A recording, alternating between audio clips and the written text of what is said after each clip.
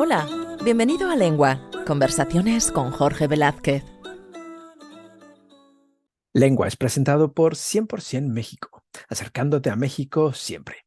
Visita las sucursales o entra en 100%mexico.es. Hola, qué bueno que estás aquí dispuesto a escuchar una historia interesante e inspiradora con una persona interesante e inspiradora.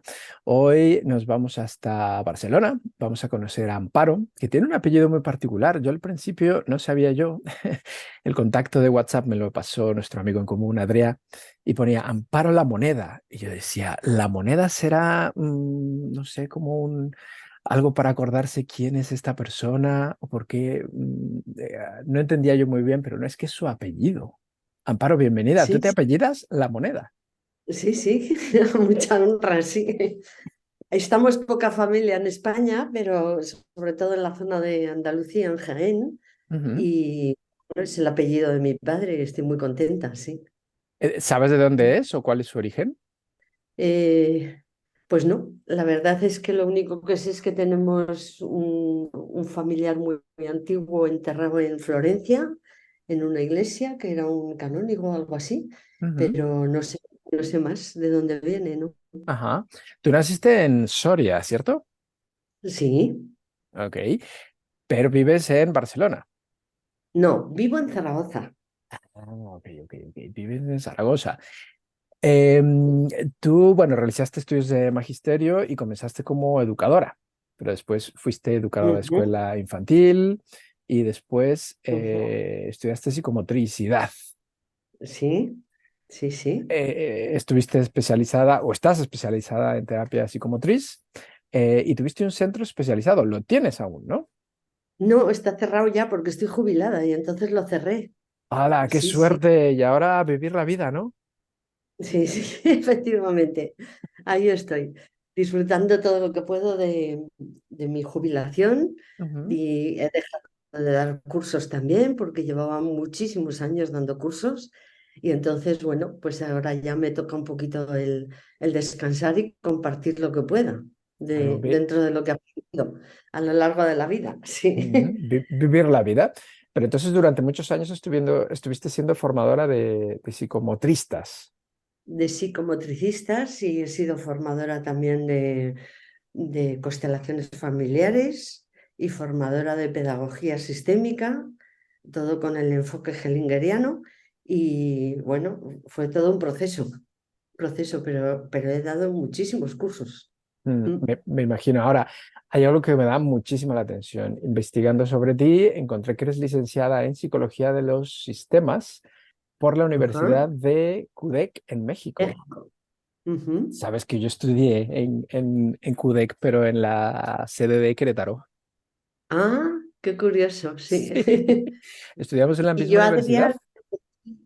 a Adrián lo conocí en el CUDEC, en México, sí, lo tenía de alumno, Ajá. sí, porque también hizo él parte de la formación de allí. Ujú. Ujú. Mira, eso no lo Me sabía. pareció, sí, sí, me pareció encantador, un tío con una vitalidad y con sí, sí, la cara hablaba por él mismo, era una cosa Mm. impresionante, sí. Es súper majete. Ahora, lo que me da mucha curiosidad es qué es la psicología de los sistemas. Ujú. Bueno, mira, la formación de pedagogía sistémica fue un invento de Angélica Olvera, que conoció a Hellinger, y dentro del mundo de las constelaciones, Angélica Olvera pensó que lo mismo que se aplicaba en constelaciones se podía aplicar en la escuela. Entonces, ella fue la que creó la pedagogía sistémica y la trajo a España, la trajo a Barcelona y entonces fue cuando yo entré a formarme en el primer curso que hicimos en Barcelona de pedagogía sistémica.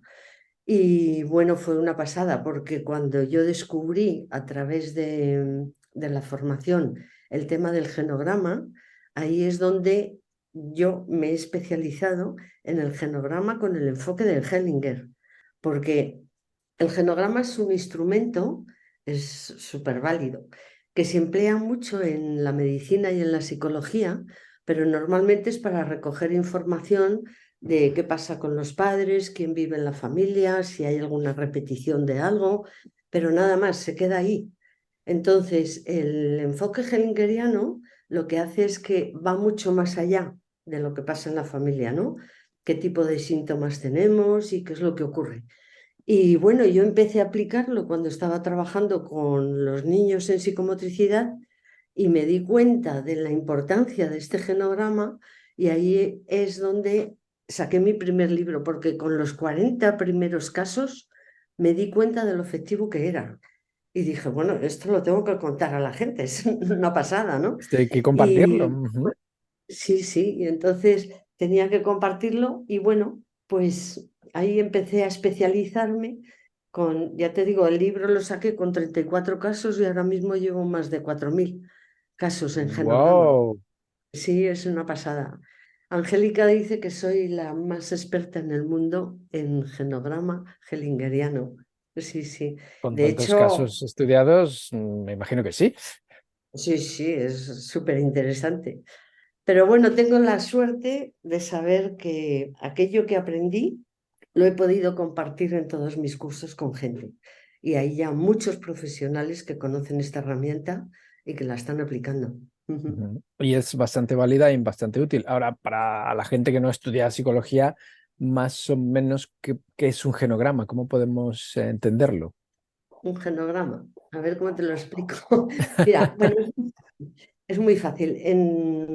En pedagogía sistémica teníamos dos objetivos muy claros y eran la ubicación y la contextualización. Entonces, cualquier persona que está en la vida puede estar ubicado exactamente o estar desubicado, ¿de acuerdo? Entonces, ¿qué significa? Que tú puedes estar en Barcelona con un mapa de Santander intentando buscar una calle de Barcelona. Pues si no tienes el mapa adecuado, no te puedes ubicar. Ujú. Está claro, ¿no? Sí. Ok, entonces, eh, nosotros normalmente estamos desubicados en la familia. Es decir, estamos con un papel que no nos corresponde y ahí tenemos a veces síntomas, síntomas que pueden ser graves o podemos tener dificultades en la vida para hacer algo que quisiéramos hacer, pero no sabemos por qué lo hacemos. Te explico. Yo puedo querer llegar pronto a los sitios, pero siempre llego tarde. Y dices, ¿y esto por qué? Entonces, podemos hacer el genograma y encontrar el por qué tú llegas tarde siempre a los sitios, ¿vale? Ujú, Entonces, el genograma es como si fuera un mapa familiar, como un árbol genealógico en el que no nos importa tanto si el abuelo nació en el año tal y murió en el año tal, sino con cuántos años murió y de qué. Entonces, ¿qué ocurre? Que cuando nosotros hacemos la historia familiar, nos damos cuenta que una abuela, por ejemplo, que ha tenido un niño que se le ha ahogado en un pozo, no es lo mismo que un niño se ahogue en un pozo a que muera de meningitis. Si muere ujú. de meningitis, todo el mundo lo entiende que es una enfermedad y es normal en aquella época, ahora ya no ocurre lo mismo, pero la culpa que le queda a la abuela, la nieta puede tener este sentimiento de culpa siempre en su vida. Es decir, yo siempre digo que el abueleo, que es estar abueleando, es Ujú. un deporte nacional. Normalmente, dependiendo de qué abuela nos toca, a vosotros los hombres os tocaría algún abuelo, dependiendo del abuelo que te toca, tú puedes tener cosas de ese abuelo, aunque no sepas ni lo hayas conocido de nada. ¿En serio? Sí, Pero sí, entonces estamos hablando de algo genético. claro. Mira, hay una cosa que todo el mundo entiende, que nosotros tengamos el tamaño de la nariz o el color de los ojos igual que el abuelo o la abuela, Ujú. ¿no? Entonces, igual que se heredan partes físicas, también heredamos las emociones. Y bueno, ahí hay todo un mundo por descubrir. Hombre, por supuesto. Entonces, es un resultado muchas veces de esa mm, genética emocional, vamos a llamarla de alguna manera, que nos condiciona en nuestra vida, ¿no? O sea, sin deberlo ni temerlo, yo me parezco mucho a uno de mis abuelos. Bueno, nos condiciona, yo no le pondría esa palabra. Yo diría que es lo que me tiene a mí enamorada del genograma. Cualquier síntoma o cualquier dificultad que nosotros podemos tener, lo tenemos por amor a alguien de nuestro sistema que fue excluido precisamente por eso. Y entonces lo hacemos para que pueda ser incluido. Es curioso, pero esto es inconsciente. Y entonces estamos teniendo, por ejemplo, te voy a poner un caso. Bueno, uno que me encanta. Mujeres que en vez de tener, porque esto puede ser más atractivo también para los oyentes, ¿no? Mujeres que en vez de encontrar un primer amor, se enamoran siempre de hombres casados. Es Ok. decir, son las segundas, por así Ujú. decirlo, ¿no? Hacemos el genograma y encontramos que la abuela fue la segunda. Se casó con alguien que era viudo. Y entonces, ¿qué ocurre cuando contextualizamos y nos ponemos en la generación de las abuelas? La abuela, que se casa con un hombre que tiene 3 hijos, yo, a ver, a lo mejor es un poco bruta, pero yo me la imagino a la abuela en la cama sabiendo que el abuelo se está acordando de la primera, con lo Ok. cual a ella le puede entrar cierta rabia, porque además sabe, normalmente en aquella época o se casaban con la hermana de la que había muerto o se casaban con alguien del pueblo. Entonces, la abuela tiene que demostrar en el pueblo que ella ahora es la mujer. Ujú. Entonces, empieza a tener genio, empieza a querer tener hijos para que todo el mundo sepa que ella es la mujer. Y es la típica madrastra que a veces nos encontramos que a los primeros hijos de la primera mujer los lleva al reformatorio, se los quita del medio, los trata mal. Y entonces, las nietas me suelen hablar muy mal de esta abuela. Es una abuela que está excluida por el carácter que tenía, pero tiene un carácter que lo único que está haciendo es querer ocupar su sitio. O sea, era lo lógico, ¿no? Yo no fui la elegida, pero ahora sí que soy la mujer. O sea, yo me puedo poner en el lugar de esa abuela, ¿no? Ujú. ¿Y qué hace la nieta? Que como esa abuela está excluida, dice, yo voy a ser igual que ella, la segunda, para que el sistema la pueda incorporar. Y todo esto de manera inconsciente. Sí, claro. He tenido Uf. casos de mujeres que han sido las segundas con varios hombres y hacemos el genograma, miramos a esa abuela, a esa sustituta, le reconocemos el lugar a la primera abuela, la que era abuela de verdad, o si era la abuela, esta la segunda, el decirle gracias porque gracias a ti nació mi padre o nació mi madre y gracias a ti estoy yo aquí en la vida. Ujú. Entonces la incorporamos y le decimos, mira, esta dificultad que tuviste en ser la segunda, yo la estoy llevando ahora, por favor quédatela. Tú lo pasaste mal, pero yo quiero un amor que sea el primero. Y me han escrito al cabo del tiempo diciendo que han encontrado una pareja que por primera vez está libre y son los primeros. Wow, pero entonces se puede romper esa maldición, vamos a llamarla de alguna manera. No, no lo llames maldición, no. Es que aquella carga, yo lo llamo como cargas, ¿no? Como Ujú. mm, algo que tenemos que no sabemos por qué, pero que lo podemos arreglar, sí, sí. Mm. Ahora, ¿cómo sabemos qué abuela o qué abuelo? Porque normalmente tenemos dos abuelas y dos abuelos. ¿Cómo sabemos a cuál nos, Yo tengo no sé una si teoría que la decirlo, explico. parecernos o cuál es el que nos ha dado esta carga? Yo tengo una teoría que me la enseñaron los niños en psicomotricidad, porque yo Ujú. a los niños les hacía poner los muñequitos de Playmobil para que me dijeran cosas y tal. Entonces, yo llegué a la conclusión de que si tú eres diestro y sin nada más, te Ujú. toca tu abuelo paterno. ¿Por qué? Porque eres hombre, vas por la vía masculina, tu padre y tu abuelo. Pero si tú, te estoy hablando a ti como hombre, ¿no? Para que se pueda entender. Ujú. Sí, sí. Si tú, por ejemplo, eres diestro, pero tienes astigmatismo o tienes algún problema de lateralidad, que confundes la derecha con la izquierda, o eres ambidiestro, o eres zurdo directamente, entonces te toca el abuelo materno. Es decir, los niños me enseñaron que cuando hay un cruce, en este aspecto que te he dicho, que tienes dislexia, entonces te tienes que cruzar al otro lado. Ujú. En el caso de las mujeres nos pasaría lo mismo. Estamos directamente en las diestras sin más con la abuela materna. Pero si yo tengo astigmatismo y soy diestra, me tengo que ir a la abuela paterna. Ok. Sí, Muy, sí. muy interesante. Ahora, todo esto, tú lo tratas en terapia, en esta en psicología, y ayudas a la gente a cambiar estos patrones, estas cargas. Ujú. Pero alguien que nos esté escuchando y quiera librarse de esa carga o que nos esté escuchando y que diga, ah, ahora lo entiendo todo. ¿Qué hago ahora? ¿Cuál es el siguiente paso? Yo normalmente ayudo, acompaño a trabajar. Hay una cosa que me dijiste el otro día de que era una terapeuta excelente. No, yo me he llamado terapeuta durante muchos años y he llegado a la conclusión de que no hay terapeutas. La terapia se la hace cada uno, Ujú, si quiere, porque ya puedes ir con el mejor terapeuta que como tú no quieras, como no quieras dar un paso para arreglar aquello que tienes, no te sirve de nada un buen terapeuta. Entonces, yo lo que hago, es una palabra que me gusta mucho porque la aprendí en psicomotricidad, lo que hago es acompañar para que se pueda ver dónde está la solución.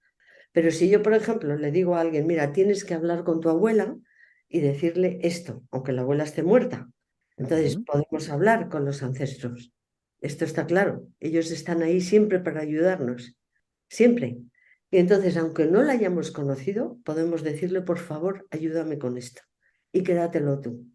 Entonces, ese movimiento de corazón lo tiene que hacer la persona, porque si no crees en eso, bueno, ha habido gente que se me ha negado porque decía, no, no, yo no creo en nada, en absolutamente nada, y por lo tanto, ¿por qué voy a hablar? Digo, bueno, pues lo único que te digo es, le puedes decir a la abuela, mira, espérate un tiempo, que el día que yo crea en esto, lo podré hacer, pero me han dicho que tengo que hacerlo así. Y entonces ha habido personas que me han llamado al cabo del tiempo diciendo, mira, como no lo solucionaba al final, hablé con ella. Y curiosamente se ha solucionado. O sea, es increíble. Es que estoy convencida, de que todos nuestros antepasados están ahí para ayudarnos. mm. ¿Mm? Esto es muy bonito, pero tiene cierto componente. Imagínate que alguien nos esté escuchando muy escéptico y dirá, pero esto que están contando estos dos tiene un componente un poco, no sé si cómo decirlo, de esotérico, sí, de magia. ¿Qué le dirías a esta persona tan escéptica que nos está escuchando que no cree o no termina de convencerse? Que prueben. Ujú, En esta vida todo hay que probarlo. Si no lo pruebas, o sea, que prueben a pedir algo y a ver el resultado. Pero ok, hay que probar. O sea, si no pruebas, no puedes saber. Por exacto. más, por más que te den argumentos mentales, yo creo que hay algo que tenemos cada uno que sí que lo sabemos, que tenemos cuerpo físico, mental, pero tenemos un alma. Y en esto, cuando tú intuyes que algo puede pasar, la intuición para mí es el lenguaje del alma, ¿eh? Es lo que nosotros tenemos dentro, que no nos lo quita nadie, que es nuestro. Y si tú das ese paso desde ahí y pruebas, vas a tener resultados, eso siempre. Mm. Mm, habrá Vamos, que... si yo no creyera en esto, eh, fíjate que en cuestiones de creer hay muchas maneras de pensar, ¿no? De cada uno. Y yo sí que creo que existe algo más grande que está ahí con nosotros y que nos está sosteniendo y que, bueno, y creo mucho en el alma, ¿no? Entonces, ¿qué ocurre? Que cuando alguien se niega totalmente a todo esto, yo les digo, bueno, es como si te preguntaran por los ovnis, ¿tú los has visto? Yo no los he visto, pero no me cierro a la posibilidad de que existan, ¿no? Pero si me dicen, no, no, es que no los hay, pues tampoco me cierro a esa posibilidad. Es Ujú, decir, tenemos que tener un poquito de apertura a según qué cosas. Yo puedo creer en Dios, pero si hay gente que dice que no cree en nada, sobre todo con la palabra Dios tal y como nos lo han contado, ¿no? sí. Que ahí he tenido que ir desmenuzando mucho el tema del lenguaje para un montón de cosas. Y si tú crees en esto, en realidad la verdad no la tenemos nadie, nadie. Lo que sí que te puedo decir es que con todos los años que tengo de experiencia y con los genogramas, hay una cosa de la que sí que estoy convencida, y es que los ancestros están para ayudarnos. Y esto no me lo puede negar nadie. O sea, porque lo he visto, lo he visto. Ujú, Entonces, porque si no, no seguiría yo atendiendo a gente que dice, oye, que es que tengo esto, ¿me podrías echar una mano? Pues sí, y ahí estamos. ¿Mm? Ahora, me da mucha curiosidad. Tenemos cuatro ancestros, cuatro abuelos, dos abuelas y dos abuelos. ¿Los cuatro están para ayudarnos? Sí. No Me solo, encanta, no me solo el de encanta la la carga. pregunta porque mira, yo siempre digo que cuando nosotros nos sentamos en una silla, el culo y el respaldo son nuestro padre y nuestra madre. Pero luego tenemos cuatro sillas, cuatro patas. Ujú, en la silla, sí. Cuando nosotros quitamos una pata, porque no nos ha gustado, son los cuatro abuelos. Entonces, nuestra estabilidad en la vida y nuestra felicidad depende de lo bien sentados que estamos. Es una metáfora que a mí me encanta ponerla porque dicen, sí, pero es que era asquerosa, era no sé qué. Normalmente son lenguajes que nos han pasado el padre o la madre por lo que vivieron. Ujú. Pero claro, cuando vas haciendo un genograma y desmenuzas cómo fue la madre, cómo fue la abuela de la madre, porque nuestros padres también abuelean. Ah, Es, es increíble. Entonces, hay muchos casos que me doy cuenta que no solamente estamos abueleando, a veces bisabueleamos. eso es posible, ¿eh? Sí, sí, cuando tenemos información lo podemos ver muy claramente. Mm. Entonces, habrá que pedir ayuda a los cuatro ancestros. Sí, por supuesto. Todo esto que me estás contando del genoma y las relaciones familiares, me lleva a Genograma. genograma, me lleva a pensar que es algo muy obvio, pero tiene más peso de lo que pensamos. La familia, nuestros padres, nuestras relaciones familiares entre hermanos, padres, abuelos, tiene demasiada importancia en nuestra forma de ser, en nuestro carácter, en nuestra propia vida, ¿no? Y muchas veces Mucho, mucho. no lo tomamos tan en serio, o es un poco a la ligera, ¿no? Mira, yo soy facilitadora de constelaciones también y me he encontrado muchos casos en los que la persona que hace la demanda tiene un problema laboral increíble, sobre todo con ciertas compañeras, ¿no? Y Ujú. entonces le digo, saca un representante para cuántos hermanos tienes, me sacan los hermanos y me dicen, ¿qué tienen que ver mis hermanos con el trabajo? Digo, espérate. Y entonces empezamos a ver los movimientos que se dan y yo les pregunto cosas en función de cómo se van moviendo y al final se ve que el problema que tú tienes con los hermanos y tal como te ubicas en el mundo laboral. O ¿En sea, serio? ¿En serio? sí, es alucinante, es alucinante. Si tú te llevas muy mal con algún hermano o alguna hermana, las características de este hermano y lo que ha pasado las podemos encontrar en alguien del trabajo.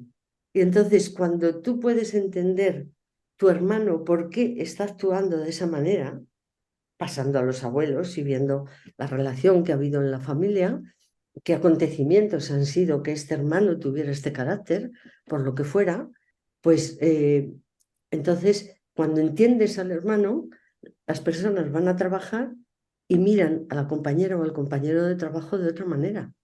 Mm, Y no se sabe qué pasa, pero la relación fluye. mejora, claro. Sí, sí, es mucho mejor. Wow. Entonces, ahora me haces como replantearme muchas cosas Ujú. con las relaciones familiares. Sí, sí, sí. Es interesantísimo el tema. Yo por eso estoy tan enamorada de este tema. Sí. Por supuesto.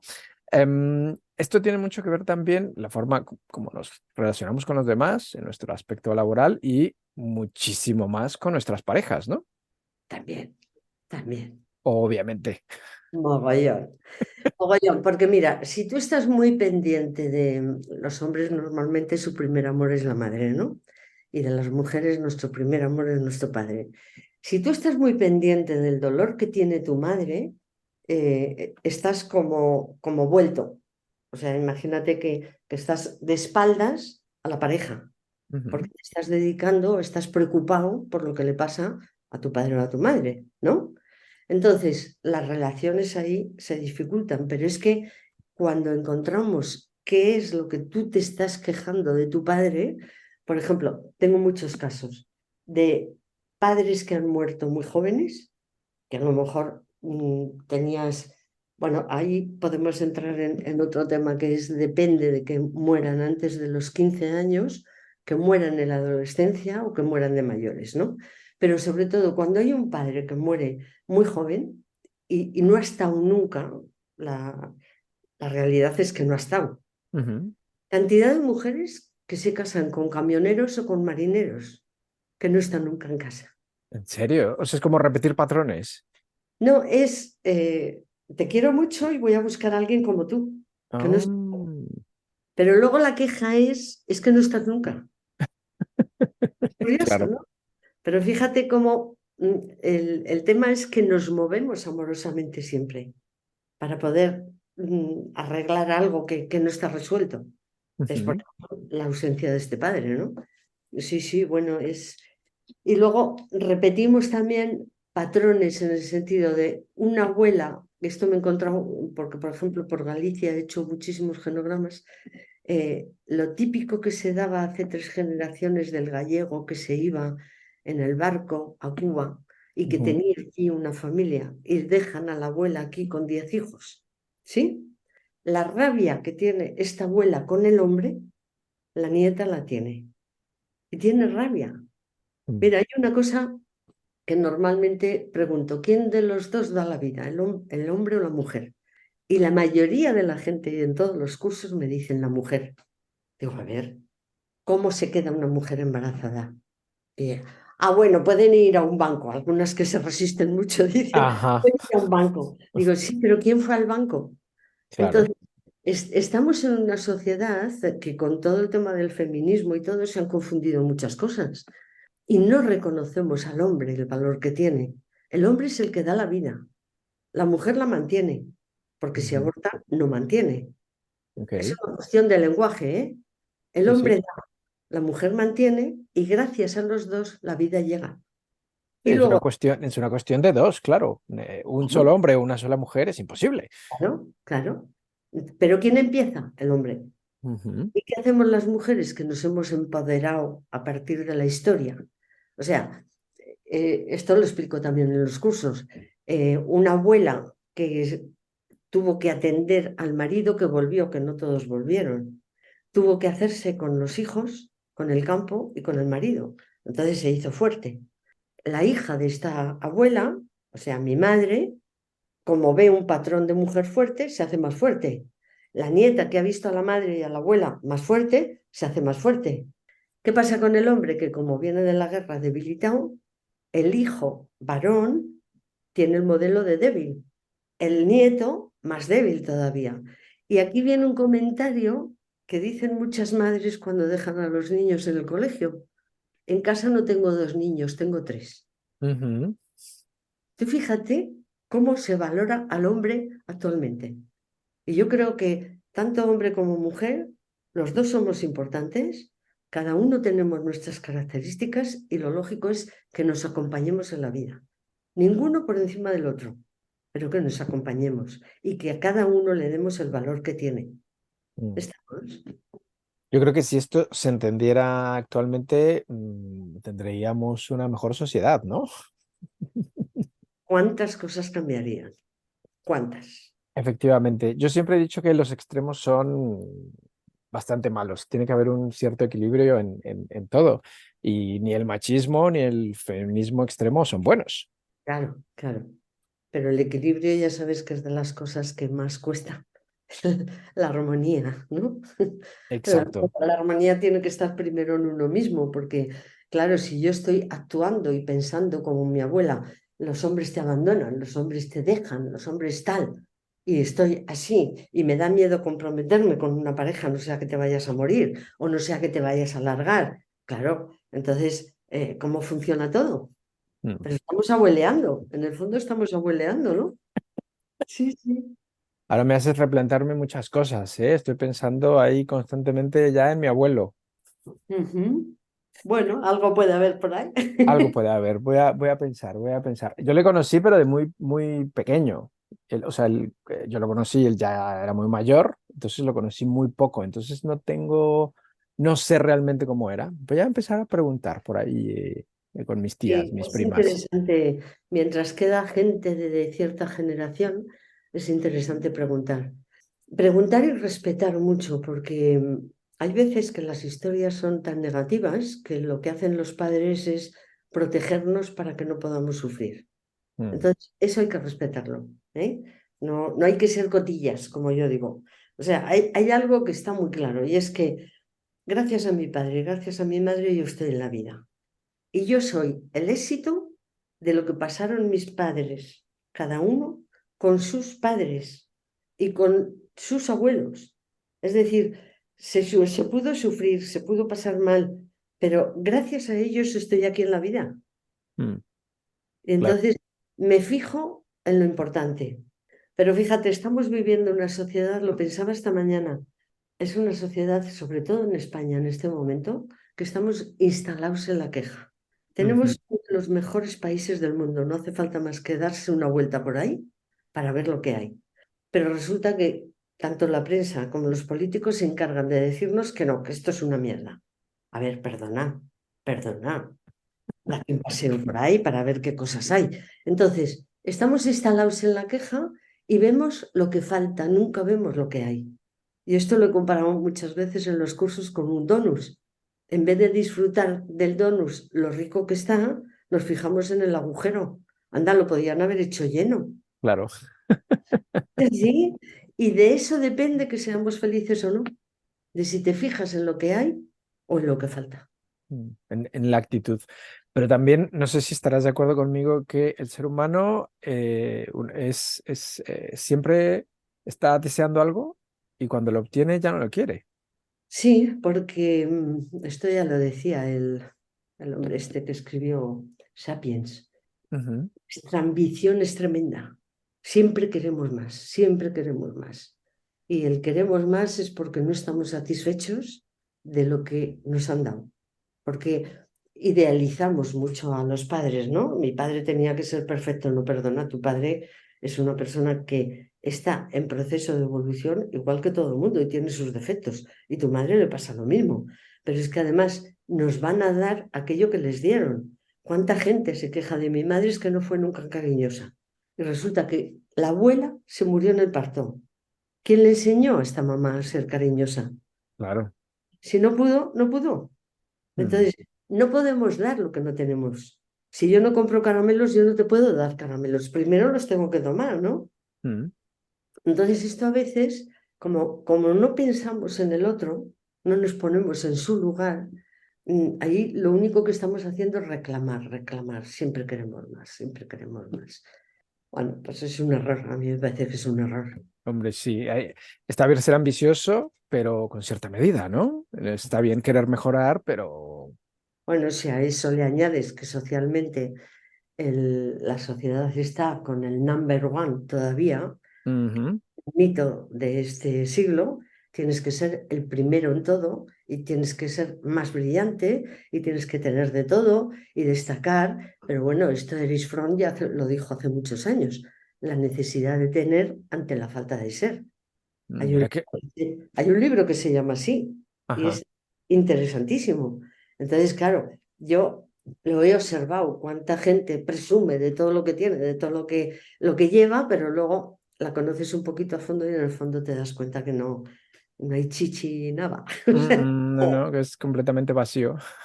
Claro, claro, Este tema es interesante porque es imposible que todos seamos número uno. claro, Simplemente en una clase de, yo qué sé, 30 alumnos, solo claro, uno puede fíjate. ser el número uno. En los otros 29, ¿qué? Frustración, agobio, llanto.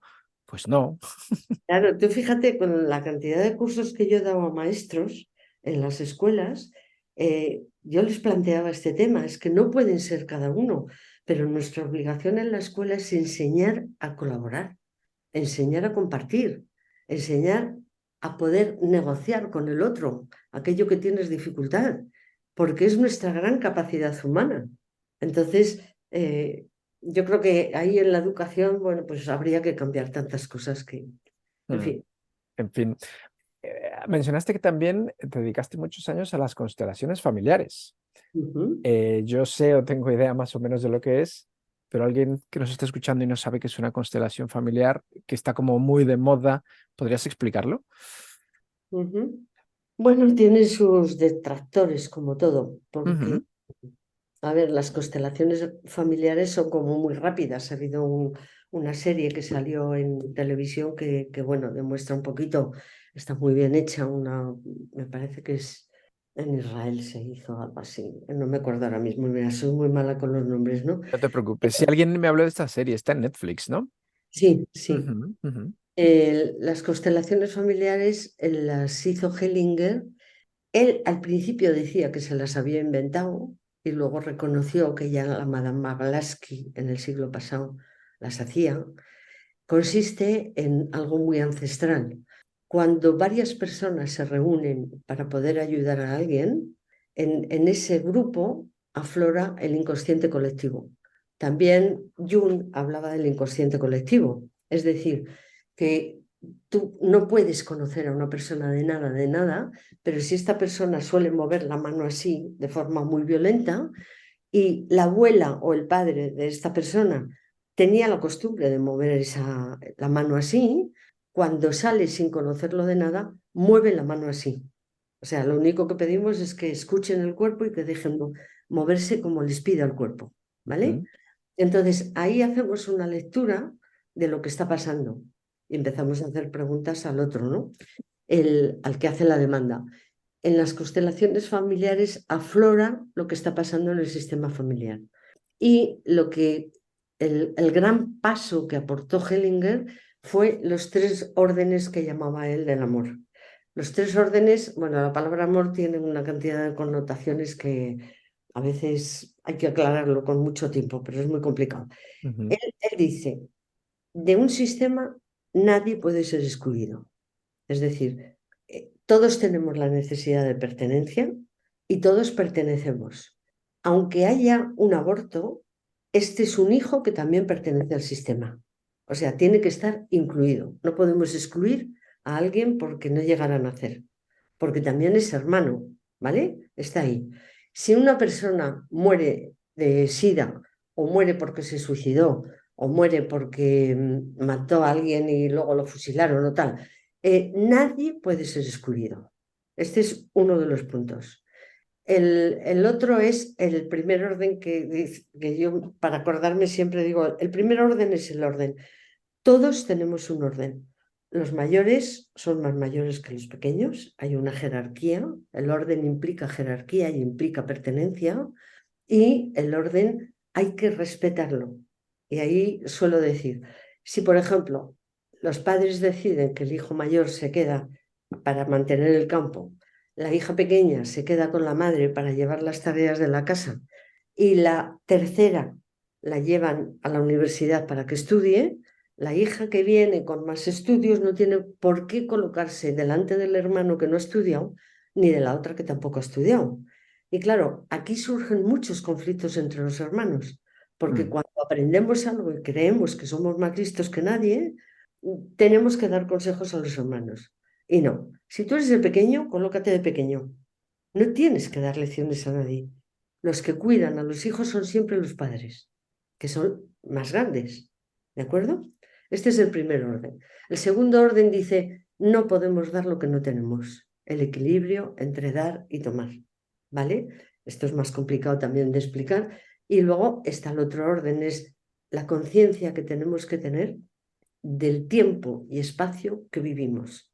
A mí esto me sirve mucho porque si yo estoy viviendo con una conciencia del siglo XX, pero estoy abueleando con la conciencia del XIX, estoy desfasada. Entonces, para yo poder funcionar en la vida, tengo que hacer un poquito de historia y ver y entender que si mi abuela o mi abuelo fue así, mi abuelo, yo siempre lo digo, el traje de moda era el autoritarismo. El de mi padre también lo fue, porque mi padre pertenece a esa generación. Pero yo tengo que entender que no es lo mismo autoritarismo que autoridad.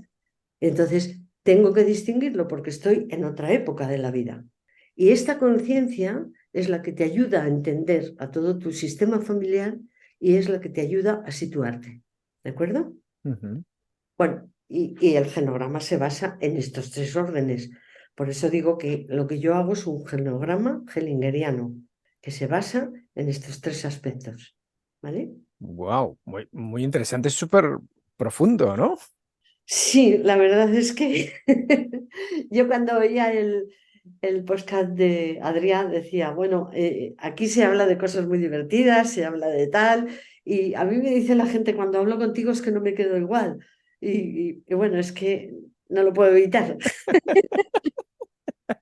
Pero es- porque la familia la tenemos todos. Y entonces, ahí sin querer, exacto. estamos oyendo y estamos pensando en lo nuestro. Ujú, efectivamente, claro, es inevitable. De hecho, me ha surgido una pregunta con esto de abuelear y todo. Estoy pensando, mi abuelo tuvo muchas hijas y muchos hijos. Ujú. Todos estos hijos tuvieron a su vez familia. Entonces, por ejemplo, mi primo, compartimos el mismo abuelo. Sí. Entonces, muchos de mis primos varones tienen la misma característica, abuelearon igual que yo. Somos muy parecidos, ¿no? Ujú. Eso es así. Pero puede ser porque algo del abuelo fue muy potente y ahí se queda, o puede ser por los otros abuelos que tuvieron. Yo normalmente con los primos no entro. No Ujú, entro porque ese primo tiene una madre con otro sistema familiar diferente. ok. Entonces no sabemos.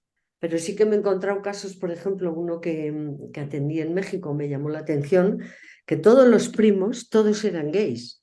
Y entonces, cuando yo hago el genograma, resulta que el abuelo, que era muy conocido, fue asesinado en la Plaza del Zócalo, te lo digo porque tú lo Sí, conoces, sí, sí, en Ciudad de México. por mujeriego. ¿Cuál es la Wow. conclusión a la que llegan los nietos? Si soy hombre, me pueden matar. Y entonces dio la casualidad de que había varios primos que eran gays. Yo no estoy en contra de los gays para nada, ¿eh? Sí, O sí, sea, sí, sí, sí. no lo tengo muy claro. Pero ¿por qué pueden venir algunas cosas? A veces vienen por otro motivo, ¿eh? Ujú, Eh, Todo este tema. Pero sí que puede haber influencia cuando hay un acontecimiento que es muy importante y que puede marcar a toda la familia. claro. Por ejemplo, Algo. en el caso de los fusilados, pues suele haber como mucha rabia y todavía se mantiene. Yo estoy trabajando ahí mucho por la paz en España porque seguimos todavía con mucho peso de la guerra civil, sin Mm, darnos cuenta. Y entonces, claro, aquí no hay bandos, es el uno y el otro. Cada uno cumplía con su bando. mm, Hellinger dice, cuando hay una víctima y un perpetrador, el sistema de la víctima se une con el del perpetrador. Y entonces, si nosotros excluimos al perpetrador, ahí tenemos una rabia y tenemos un asunto que está sin resolver. Y se arregla cuando podemos mirar al perpetrador. ujú. Bueno, es muy complejo todo esto, Sí, ¿eh? sí, sí, sí, vamos. Y como dices tú, actualmente en la sociedad española ese tema de la guerra civil, Lo que pesa. lo que pesa y no estás nada superado. Sí, sí, ahí está. Y me Bueno, imagino que esto va para largo, ¿no? Este tema arrastrará generaciones y generaciones. ahí vamos muchas personas intentando arreglar esto. Casi todos los consteladores somos muy conscientes de todo esto y lo trabajamos y bueno, estamos trabajando por la paz. Que es bastante importante y necesario. Oye, Amparo, me quedaría contigo charlando toda la mañana, pero me imagino que tendrás cosas que hacer. ¿Ya se ha pasado el tiempo? Bueno, Pero qué bueno, rápido. antes de despedirnos, quiero que nos recomiendes una película, un libro, una serie y un disco. Ah, vale. Mira, de un libro te voy a recomendar el que para mí ha sido vital, Ujú, que lo conoce mucha gente. La autobiografía de un yogi. Es de Yogananda, es ujú. de es un libro de espiritualidad, pero que para mí es fundamental. Ok, es, A mí me lo recomendó un médico, o sea, y yo me quedé extrañada, porque le pedí que me recetara algo y me dijo, así te voy a recetar esto, la autobiografía de un yogi en el Corte Inglés. Y me quedé a cuadros. sí, y te sirvió muchísimo. Sí, sí, sí, es un libro impresionante. Una serie, me gustó mucho la de This Is Us, la de Ujú, Sismos, de Netflix, ok, ¿vale? Una música, a mí me encanta Rebato, sobre todo la de Gente Luminosa. ajá. Y a partir de ahí me parece que es un tío bueno, le pone una alegría a la vida, porque tenemos que estar alegres en la vida, somos alegría y tenemos que recuperarla, ¿no? y a mí esa canción me tiene como loca. Y luego, Ok. sí, y luego de películas, me parece muy interesante Los puentes de Madison, porque es una película que los hijos cambian a partir de enterarse del secreto de la madre, Mm, que tiene un amor secreto. Y bueno, a mí, aparte de que es preciosa de verla, de la Meryl Streep, que trabaja, bueno, ujú. supongo que la conocerá mucha gente, ¿vale? Ajá. Muy buena recomendación, un clásico. Ujú. Ok. Bueno, Pero la gente más joven parece que lo oye menos. ¿Mm? pero mira, es una buena recomendación para que vayan y visiten este catálogo antiguo, vamos a llamarlo así, porque luego las nuevas generaciones creen que el cine nació con Tarantino y no conocen, yo qué sé, a Fellini o cine clásico o en blanco y negro. No, no, no. Hay muchas películas anteriores que son fundamentales. Ujú. Muy bien. Bueno, no hemos hablado de tus libros, por cierto. No sé si están todos disponibles, pero yo he encontrado en Amazon Vivir, Sobrevivir, el genoma, un mapa familiar. Ese sí que está disponible en Amazon, ¿no? Ujú. ¿Hay más libros tuyos que estén disponibles? Sí, hay otro que está disponible en el CUDEC en México, allí sí que se vende, que se llama Vivir con otra mirada. Y luego hay otro que se llama El psicomotricista sistémico, en el que yo trato de explicar las bases de la psicomotricidad y las bases de la sistémica. Está hecho para maestros fundamentalmente, pero ha habido psicomotricistas que me han dicho que es como un libro básico porque hablo de todos los movimientos de los niños, los síntomas que tienen, o sea, para padres que tienen hijos de 0 a 7 años, más o menos, va muy Ujú. bien, ¿vale? Vale, perfecto. Y ese está en la editorial Cero. Ok. Círculo Rojo, perdón. Ujú. Círculo Rojo. Bueno, si alguien nos está escuchando y le interesa muchísimo tu expertise, tu experiencia y todo lo que tienes que contar y te quieren invitar, por ejemplo, a una conferencia, a una charla o algo, te pueden escribir a algún correo electrónico donde te encuentran. Sí, sí, sí, me pueden escribir. Ok, ¿cuál es tu mail? ¿Podemos Amparo darlo? la moneda, todo junto, @yahoo.es. Ah, perfecto, muy facilito. Tu mismo nombre, Yahoo. yahoo.es. Ahí Ujú. te pueden consultar. Me imagino que ahora mismo si alguien te pide una terapia, pues no sé, si estás jubilada, pues ya va No, a ser que no. no terapia, no que le acompañe. Eso, que le Sí, acompañes. eso sí que lo sigo haciendo. Ah, sí, ah, perfecto. Sí, Entonces que te manden un mail. vale. Oye, antes de despedirnos, me gustaría saber tu opinión sobre una frase de un filósofo y filólogo español eh, que se llama Emilio Lledó. A ver qué te parece la frase. La verdadera riqueza de los seres humanos es el lenguaje. Muy acertada, porque está en la línea del que escribió Sapiens, que no me sale nunca su nombre. Ujú. Eh, mm, la capacidad más humana que tenemos, lo que caracteriza a los seres humanos, es la capacidad de negociar. Y la negociación necesita lenguaje. Yo Mira, eso es un he giro visto, interesante. he visto hace poco un vídeo de él en YouTube que explica clarísimamente que la única manera que tenemos de salvar el planeta y salvarnos los seres humanos es mediante la negociación. Y me parece súper interesante, ¿vale? O Por sea que estoy de supuesto. acuerdo con él.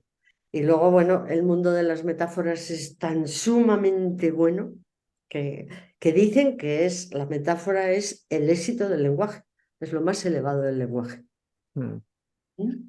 Entramos ya en pragmática. Vamos. Sí, muy bien. Bueno, Amparo, así como Adrián, nuestro amigo en común, te nominó para este podcast, te toca nominar a tres personas que creas que pueda ser interesante que charlemos con ellas aquí en Lengua. ¿Tienes algún nominado? Sí, mira, tengo, como soy de Zaragoza, tengo a Irene Vallejo, que no sé si la conoces, Irene Vallejo, por supuesto, la escritora. la escritora del Infinito en un Junco, Ujú. que tiene una vida muy interesante y a mí me parece tan humana y tan sabia con los años que tiene, que bueno, esta mujer sería interesante de tener en cuenta. Y luego había pensado en mi amiga Loreto Blanco Salgueiro, que es de Pontevedra y que es una artista, ella es profesora de Bellas Artes en Pontevedra y trabaja con los seres de luz plasmándolos en los cuadros. Y es una mujer de arriba abajo. Súper interesante. Sí, sí, porque tiene cantidad de obra y es una mujer que yo tengo la sensación de que no es entendida, que en algún momento se le va a entender a ella. Ujú. Entonces, la quiero muchísimo y digo, pues voy a hablar. Genial. Loreto Blanco Salgueiro. Perfecto, la buscaré y me pondré en contacto con ella. Oye, Amparo, un placer conocerte. A ver si un día coincidimos por Madrid o Zaragoza o Barcelona y nos tomamos un algo y nos conocemos. Muy bien, muchas gracias. ¿Vale? Muchas gracias a ti por este ratito. Pasa muy buen día. Vale, igualmente. Chao. Gracias por habernos acompañado en este viaje a través de una historia inspiradora e interesante. Te esperamos la próxima semana, aquí, en Lengua,